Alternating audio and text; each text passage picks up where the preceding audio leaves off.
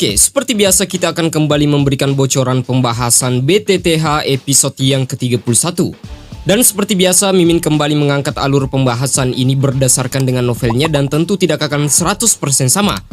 Oke lah, tidak usah berlama-lama, kita langsung saja terobos kepada pembahasannya.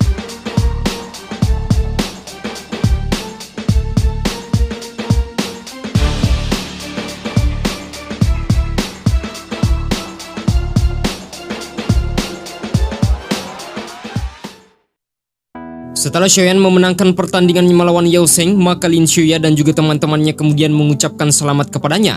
Awalnya, Xiaoyan tidak berbangga dikarenakan dia hanya sedikit beruntung. Namun faktanya, setelah dia mengalahkan Yao Sheng, dia telah mengurangi kekuatan kelompok dari Liu Qing. Sepertinya tidak akan ada lagi orang yang akan merendahkannya di masa depan. Tapi Xiaoyan menjelaskan bahwa sebenarnya dia hanya ingin masuk 10 besar. Dia sama sekali tidak memperdulikan masalah yang lain. Tujuannya ikut berpartisipasi dalam kompetisi besar hanya untuk mendapatkan kualifikasi agar bisa masuk ke tingkat bawah menara langit. Di sisi lain, Lin Xuya juga mengajaknya bahwa mungkin kita bisa melakukan perjalanan kembali ke puncak pegunungan setelah kompetisi besar selesai. Tidak lain dan juga tidak bukan tujuannya adalah untuk mendapatkan inti penempa tubuh milik Kera Iblis Salju. Sementara untuk pertandingan selanjutnya, Lin Yan menunjukkan taringnya, singkatnya tidak dijelaskan secara detail. Tapi Lin Yan tidak menghabiskan banyak kekuatannya dan berhasil membuat lawannya mengakui kekalahan setelah 20 pertukaran singkat. Nah, setelah Lin Yan, maka beralih kepada Liu Qing lagi. Kali ini lawannya adalah seseorang yang berada di peringkat ke-11. Tapi sama seperti biasa, Liu Qing masih mendominasi sehingga menutupi kekuatan dari lawannya. Apalagi saat dia mengeluarkan serangan pamungkasnya yaitu cakar pembelah langit, maka hanya membutuhkan waktu kurang dari 10 menit untuk menentukan pemenangnya. Benar saja, dengan kekuatan seperti itu dia memang layak menjadi eksistensi 3 teratas di peringkat kuat Akademi Dalam. Di sisi lain, Xiaoyan juga menyadari bahwa Liu Qing ini tampaknya memiliki kekuatan dari setengah kelas doang dan dia jauh lebih kuat jika dibandingkan dengan Dowling biasa. Xiaoyan kemudian menoleh ke arah Sun Er. Dia mengatakan bahwa bisakah kau melakukannya? Tentu hal tersebut membuatnya bingung apa yang dimaksud oleh kakak tercintanya itu. Xiaoyan melanjutkan bahwa aku tahu bakat latihanmu sangatlah hebat. Sudah lama sekali rasanya meskipun aku jarang melihatmu benar-benar menyerang, tapi aku masih dapat merasakan bahwa kemungkinan kekuatanmu jauh lebih kuat dibandingkan dengan kekuatanku. Dengan dasar itulah aku memiliki motivasi untuk mengejarmu. Kau benar menarik dan memiliki pesona di Akademi Jianan. Sun Er kemudian mengatakan bahwa setelah kompetisi selesai, aku akan membiarkanmu untuk melihat pesona Sun Er sebelum kita berpisah. Tidak lama setelah Liu Qing keluar dari arena, maka akhirnya Xiaoyan kemudian menunggu cukup lama untuk melihat penampilan Lin Xuya. Tidak berselang lama, lawannya juga memasuki arena. Dia adalah ahli puncak yang menduduki posisi ke-13 dalam daftar peringkat kuat. Tapi bertemu dengan Lin Xuya merupakan kepahitan yang sungguh luar biasa. Dan benar saja, pertandingan pun dimulai. Tidak peduli bagaimana lawannya berjuang, serangannya pada akhirnya mampu dibatasi, bahkan dia tidak bisa berhasil menyentuh pakaiannya. Dari awal pertarungan sampai akhir, maka tiba-tiba Lin Yan mengatakan bahwa jika Liu Qing memiliki 2 serangan utama, 1 cakar dan juga 1 tombak, maka Lin Xuya juga memiliki keterampilan yang tinggi, bahkan tidak kalah dengan keduanya. Dan apakah kau ingin tahu? Xiaoyan berkata, katakan padaku. Lin Yan kemudian menjelaskan bahwa 1 pengganggu dan 1 kuat. Lin Xuya mempraktikkan semacam teknik Dao aneh yang bernama tangan ular mengganggu.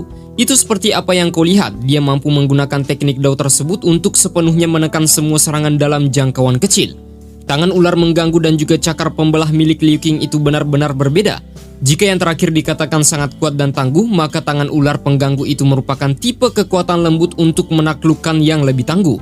Jadi kesimpulannya adalah kekuatan Lin Xuya bahkan lebih kuat dibandingkan dengan cakar pembelah. Xiaoyan mengatakan dia memang layak menjadi ahli Akademi Dalam, kekuatannya hanya lebih lemah dibandingkan dengan Xian, tapi orang biasa tidak akan bisa melawannya. Lin Yan melanjutkan bahwa tidak perlu heran jika mereka memiliki prestasi seperti itu. Kedua orang ini berasal dari kelompok murid tertua di Akademi Dalam, sedangkan kau baru saja memasuki Akademi Dalam kurang dari setahun yang lalu. Tapi aku pikir jika kau diberikan waktu untuk meningkatkan kekuatan, bahkan Ratu Kekuatan Kasar atau Xian tidak akan bisa menjadi tandinganmu. Tapi meskipun begitu, Xiaoyan tidak berebut untuk mendapatkan posisi dengan gadis kecil tersebut. Lin Yan melanjutkan bahwa kau bisa merasakan betapa seriusnya Liu Qing dan juga Lin Xuya memandangmu. Aku pikir itu dikarenakan kau mendapatkan pencapaian yang luar biasa dengan usia yang begitu muda. Xiaoyan berkata bahwa sebenarnya aku tidak akan tinggal lama di tempat ini. Akademi Dalam hanyalah tempat singgah sementara. Lin Yan berkata bahwa apakah karena masalah keluargamu itu? Aku juga telah mendapatkan beberapa informasi dari beberapa sesepuh bahwa kau telah menantang sekte dengan peringkat elit Daosong sendirian dan bahkan bisa berhasil pergi dengan selamat. Aku tidak tahu bagaimana orang luar biasa sepertimu berhasil melakukannya. Shoyan sedikit terkejut dikarenakan dia tiba-tiba mengerti bahwa dengan reputasi Akademi Jianan, informasi semacam itu akan mudah tersebar kemana-mana. Lin Yan berkata, mungkin jika aku tinggal selama setahun di sini dan masuk 10 besar, maka aku mungkin bisa menjadi penatua dan tinggal di Akademi Dalam. Tapi jika kau ingin kembali ke Kekaisaran Jiama, maka aku akan mengikutimu. Bagaimanapun menjelajahi benua adalah sesuatu yang telah kurencanakan untuk masa depanku, sembari tersenyum. Mendengarkan hal tersebut tentu Shoyan sangat senang. Dengan kekuatan Lin Yan sekarang, kemungkinan besar dia akan memasuki kelas doang cepat atau lambat. Peringkat tersebut bisa dianggap cukup berharga di benua ini, apalagi di dalam Kekaisaran Jiama.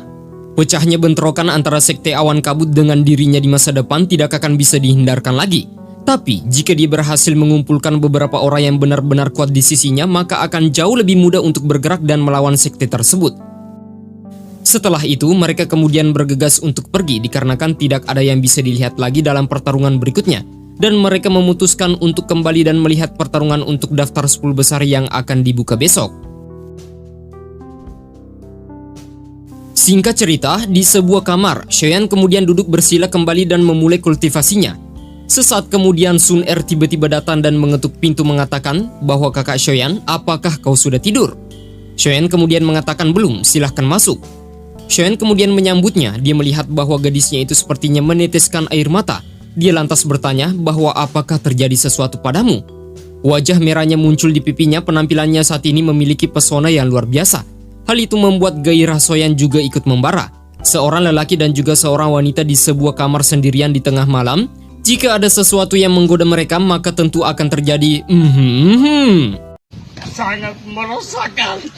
Sun Er kemudian mengeluarkan sebuah gulungan berwarna hitam dari cincin penyimpanannya dan memasukkannya ke cincin Shoyan.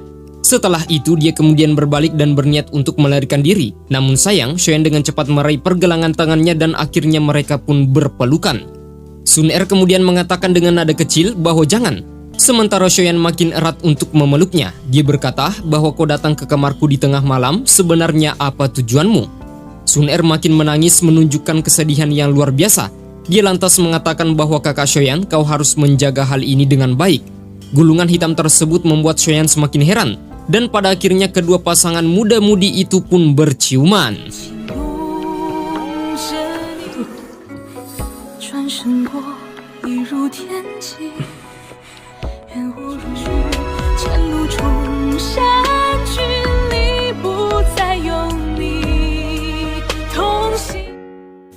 Perasaan hangat dan juga nyaman berlangsung beberapa menit sampai pada akhirnya Sun Er mengatakan bahwa kakak Shoyan jangan nakal. Dikarenakan nafsu yang telah menggelora dan Shoyan juga memiliki pengalaman, maka mereka pun berhenti. Di sisi lain, Shoyan juga mengerti bahwa mungkin itu adalah pertama kali baginya. Dia kemudian mengeluarkan gulungan hitam yang telah diserahkan Sun Er sebelumnya. Setelah membukanya, wajahnya benar-benar terkejut. Gulungan tersebut memancarkan cahaya hitam tapi sungguh menyilaukan. Hal tersebut membuat Shoyan tidak dapat melihatnya. Di atas gulungan tersebut terdapat tulisan kuno yang bulat serta berwarna hitam. Shoyan tentu heran, tapi Sun Er menjelaskannya bahwa di dalam gulungan tersebut berisi teknik Dao, namun seseorang harus berada di peringkat doang baru bisa membukanya.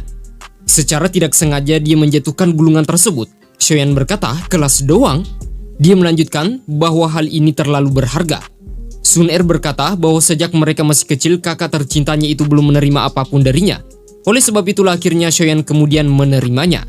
Sekali lagi Sun Er mengatakan bahwa ingatlah, kau harus menunggu sampai kau menembus peringkat doang. Maka setelah itu kau dapat membukanya dan juga mempraktekannya. Jika tidak, itu malah akan merugikanmu. Selain itu, dia juga kembali mengingatkan Shoyan tentang batu giok kuno Toshi yang harus dijaga kerahasiaannya. Nah, singkat cerita, setelah Sun Er meninggalkan kamar Shoyan, dia kemudian mengeluarkan gulungan tersebut dan meminta bantuan kepada Yalo untuk melihat keterampilan apa sebenarnya yang berada dalam gulungan tersebut. Tapi ternyata Yalo juga tidak tahu pasti tentang teknik Dao yang berada di dalamnya. Namun, dengan identitas dan juga latar belakang pacar kecilmu itu, teknik Dao yang membuatnya begitu penting jelas bukanlah hal biasa.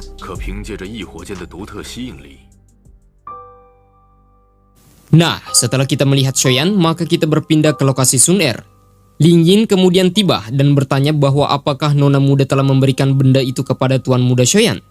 Sun Er yang berlinang air mata membenarkannya meskipun itu belum cukup untuk memberikannya sebagai hadiah, dikarenakan hanya itulah yang bisa diberikannya sekarang. Tapi benda tersebut adalah sesuatu yang sangat susah didapatkan oleh kepala klan. Tapi Sun Er tidak ragu-ragu untuk memberikannya dikarenakan Shoyan lebih cocok menerimanya dibandingkan dengan dirinya. Tapi tentu hal tersebut harus dirahasiakan oleh siapapun. Setelah pengikutnya kemudian pergi, maka Sun Er bergumam dalam hatinya bahwa kakak Shoyan, aku telah melakukan semua yang bisa kulakukan. Semuanya terserah padamu untuk melangkah maju ke jalan yang lebih kuat. Semoga saat kita bertemu lagi di masa depan, kau sudah bisa menjadi yang terkuat. Dengan hal itulah orang-orang bisa memandangmu.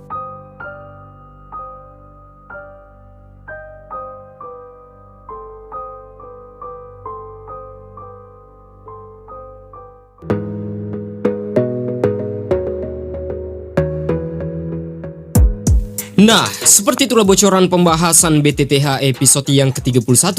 Mungkin durasinya agak singkat guys ya dibandingkan dengan pekan-pekan kemarin. Ada sekitaran 15 menit lebih dan sekarang cuma 10 menit lebih. Sedikit informasi, jika kita mengacu pada pembahasan novelnya itu dijelaskan ada pertandingan antara Wu Hou juga. Awalnya Mimin mengira itu akan jatuh di episode yang ke-30 kemarin dan Mimin sudah bahas di situ.